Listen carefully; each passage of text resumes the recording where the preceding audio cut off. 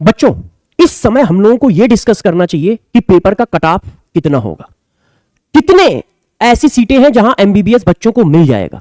क्यों? क्योंकि जिन बच्चों ने 1 साल 2 साल 3 साल मेहनत करके पेपर दिया है, दिन रात जगे हैं, अपना पूरा बेस्ट झोंका है, उनको अब इस तरह की चीजें सुननी पड़ेंगी कि क्या अब पेपर दोबारा होगा।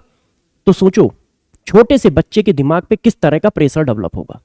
और ऐसा सब कुछ हमको बताना पड़ रहा है। क्यों? क्योंकि ऐसी इंफॉर्मेशन, ऐसी चीजें सोशल मीडिया में चल रही हैं। कल आप लोगों ने देखा कि पेपर होने से पहले, मतलब 5:20 पर पेपर मिलना चाहिए था, उससे पहले सोशल मीडिया में पेपर आ गया। हम लोगों को जब पेपर मिला तो हम लोगों ने विश्वास नहीं किया, हमने कहा किसी तरह का रूमर होगा, शायद ऐसा ही कुछ चल रहा होगा। मगर जब पेपर हम लोगों को मिला तो वो पेपर डिट्टो सेम था, वो डिट्टो सेम था। फिर एनटीए का नोटिफिकेशन आया, उसमें बताया गया कि राजस्थान के सवाई माधोपुर में एक घटना घटी थी जिसकी वजह से ये पेपर सोशल मीडिया में आ गया था। मगर किसी भी तरह की आंसर की या किसी भी तरह का सॉल्यूशन सेंटर पर नहीं गया था, बस पेपर आ गया था कुछ बच्चों के थ्रू, मगर किसी भी तरह का सॉल्यूशन या किसी भी तरह की आंसर की सेंटर के अंदर नहीं की गई है। पेपर पूरी तरह से स्मूथली लिया गया है, यह बात बताई गई थी। मगर इसी के बाद आप लोगों को पटना की घटनाएं भी सुनने को मिली और दूसरे शहरों में भी कुछ ना कुछ घटनाएं हुई, जिसकी वजह से हर बच्चे के दिमाग में यह बात चल रही है कि क्या पेपर दोबारा होगा, और यदि पेपर दोबारा होगा तो क्या यार एक बच्चा इतनी मेहनत दोबारा कर पाएगा। ये सब सोचने की बातें हैं। और इस समय जब ये बातें हो रही हैं तो जिस बच्चे के 700 नंबर है उसके दिल पे क्या गुजरेगा, जिस बच्चे के 650 नंबर है उसके दिल पे क्या गुजरेगा। और हम लोगों को भी लगता है कि यार हम लोगों ने पूरी जान लगा के प्रिपरेशन कराई बच्चों को, अब दोबारा इस चीज को उस लेवल पे कैसे किया जाएगा, या किया भी जाएगा तो क्या हम कर पाएंगे तो ठीक है, मगर वो क्या बच्चा भी कर पाएगा, उतनी मेहनत बार बार वो कैसे करेगा। तो इन सभी बातों का जो पर्दा गिराने के लिए एनटीए ने अभी एक प्रेस रिलीज जारी की है, उसमें उन्होंने सारी बातों का क्लेरिफिकेशन कर दिया है कि पेपर दोबारा होगा या नहीं होगा। और अभी तक जितनी भी घटनाएं हुई उन सब पर उन्होंने पर्सनल लेवल पर अपनी जो इन्वेस्टिगेशन किया है उसका भी एक तरह का रिजल्ट बताया है। एक एक बात मैं आपको इस सेशन में बताऊंगा और वो प्रेस रिलीज भी मैं लेके आया हूं, जैसे मैं आपको दिखा सकूं कि क्या बातें हुई हैं। तो सबसे पहले मैं ये कहना चाहूंगा कि बच्चों, आप लोगों को एक एक वो बात मैं बता देता हूं जो एनटीए के थ्रू बताई गई है। उन्होंने बताया है कि कल एक राजस्थान में एक जगह है सवाई माधोपुर, वहां पर कुछ बच्चे किसी तरह से पेपर लेके बाहर आ गए थे, वही पेपर सोशल मीडिया में आया था, ठीक है, मगर उस पेपर के सॉल्यूशन या वो आंसर की अंदर नहीं गई है और उसके सॉल्यूशन किसी भी सेंटर पे नहीं गए हैं अंदर। मतलब उनका कहना है कि उस प्रॉब्लम को हम लोगों ने सॉल्व कर लिया था और पूरी तरह से ईमानदारी से पूरे देश में पेपर कराए गए हैं, लगभग 500 सेंटर पे, लगभग 500 सेंटर पे। और जो कुछ सोशल मीडिया पे चल रहा है, उनका कहना है कि ये एक तरह की ऐसी न्यूज है जिनमें किसी भी तरह की ऑथेंटिसिटी नहीं है। तो एनटीए का कहना है कि पेपर सक्सेसफुली कंडक्ट किया गया है, इस वजह से इस तरह का कोई चांस नहीं है कि पेपर दोबारा हो सकता है। और मुझे भी यही लगता है कि पेपर दोबारा नहीं हो सकता। क्यों? क्योंकि ऐसा कहीं पर भी ज्यादा कुछ सुनने को नहीं मिला है, ना एनटीए ने ऐसा किसी तरह का नोटिफिकेशन जारी किया है। जो लेटेस्ट नोटिफिकेशन है वो इन चीजों पे एक तरह का विराम लगाता है।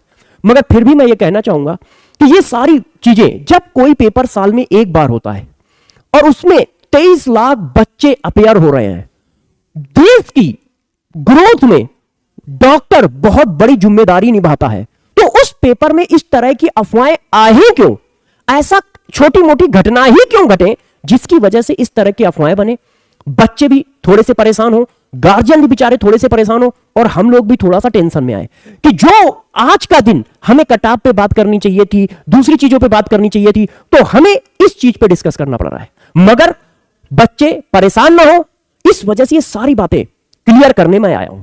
तो ध्यान रखिएगा, ऐसा कुछ नहीं है, एनटीए ने बता दिया है कि नहीं, दोबारा पेपर वाले कोई चांसेस नहीं है और जो भी बातें हैं उनको उन्होंने अपने लेवल पे इन्वेस्टिगेट करके सॉल्व कर लिया है और किसी भी तरह की आंसर की या सॉल्यूशन या चीटिंग कहीं पर नहीं हुई है। जैसे जैसे एनटीए के थ्रू नोटिफिकेशन आता रहेगा हम लोग आपको डिस्कस करते रहेंगे और बताते रहेंगे। आप सिर्फ पढ़ाई करते रहें, अपना ध्यान रखें। जिन बच्चों का हो रहा है सिलेक्शन, उनको हम लोगों की तरफ से बहुत बहुत बधाइयां। और जो बच्चे किसी कारणवश रुक गए हैं या सेलेक्ट नहीं हो पाए हैं, तो उनके साथ हम दृढ़ता से खड़े हुए हैं, जैसे हमेशा खड़े रहते हैं। उनको हम लोग फिर कोशिश करेंगे कि उस ऊंचाइयों तक पहुंचा सकें जिस ऊंचाइयों तक पहुंचने के वो काबिल है, वो काबिल है। आप सभी बच्चे जानते हैं कभी कभी मैच ऐसा होता है जिसमें मेसी गोल नहीं कर पाता जबकि वो फाइनल मैच होता है, सचिन तेंदुलकर 0 पे आउट हो जाता है जबकि वो फाइनल मैच होता है। ठीक है, इसका मतलब ये नहीं है कि वो काबिल नहीं है, इसका मतलब ये भी नहीं है कि वो मैच जिता नहीं सकते हैं, इसका बस उतना सा मतलब है कि वो दिन उनका नहीं है। उसी तरह से जो बच्चे 400 पे रुक गए, 300 पे रुक गए, 200 पे रुक गए, 500 पे रुक गए, इसका मतलब वो नहीं है कि वो काबिल नहीं है। इसका मतलब सिर्फ इतना सा निकल के आता है बच्चों कि उन्होंने अभी उतनी प्रिपरेशन नहीं की जितने से 600 नंबर आ सकते थे, 700 नंबर आ सकते थे, 720 नंबर आ सकते थे। उतना रिवीजन नहीं किया, उतनी प्रैक्टिस नहीं की, या कुछ छोटी मोटी गलतियां कर गए जिसकी वजह से वो उस मुकाम तक नहीं पहुंच पाए जिस मुकाम तक पहुंचने पे सक्सेस मिलती है, मतलब सिलेक्शन होता है।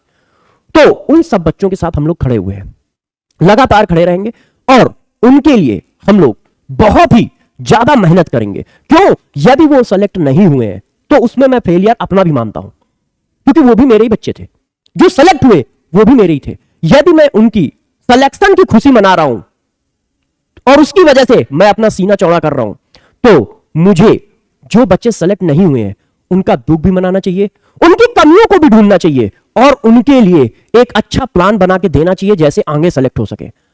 यदि वो मेरी जिम्मेदारी है तो ये भी मेरी जिम्मेदारी है। तो एक जिम्मेदारी तो हम लोगों ने निभा ली है, जिनका सिलेक्शन हो गया है उनके साथ खुशियां मनाने का, बातें करने का। ये अब दूसरी जिम्मेदारी की बात है जो पूरे साल चलेगी। जिन बच्चों का किसी कारणवश नहीं हो पाया है उन सबके साथ लग के मेहनत करेंगे और लग के मेहनत करके फिर वो चमकता सूरज की तरह वो चमकेंगे और 2025 के नीट में वो एग्जाम को फोड़ेंगे, वो एग्जाम को फोड़ेंगे। और मैं ये इस तरह का मतलब सोचता हूं या मानता हूं कि अगले बार जब 2025 का पेपर आए तो इस तरह का कोई भी वीडियो मुझे बनाना ना पड़े। क्यों? क्योंकि यार थोड़ा बहुत तो हौच पौच होता ही है, मेंटल स्टेटस बिगड़ता ही है, बच्चे का भी अपना भी, क्योंकि ये काम छोटा मोटा नहीं है। एक बच्चा इसके लिए कितनी मेहनत करता है वो हम जानते हैं, क्योंकि हम उसको पढ़ाते हैं तो हमें पता है वो इसमें कितनी मेहनत करता है। तो जैसे ही कोई नई बात आएगी, कोई नया नोटिफिकेशन आएगा तो फिर आपसे मिलूंगा। आप अपना ध्यान रखें, पढ़ाई करते रहें। ऑल द बेस्ट बच्चों।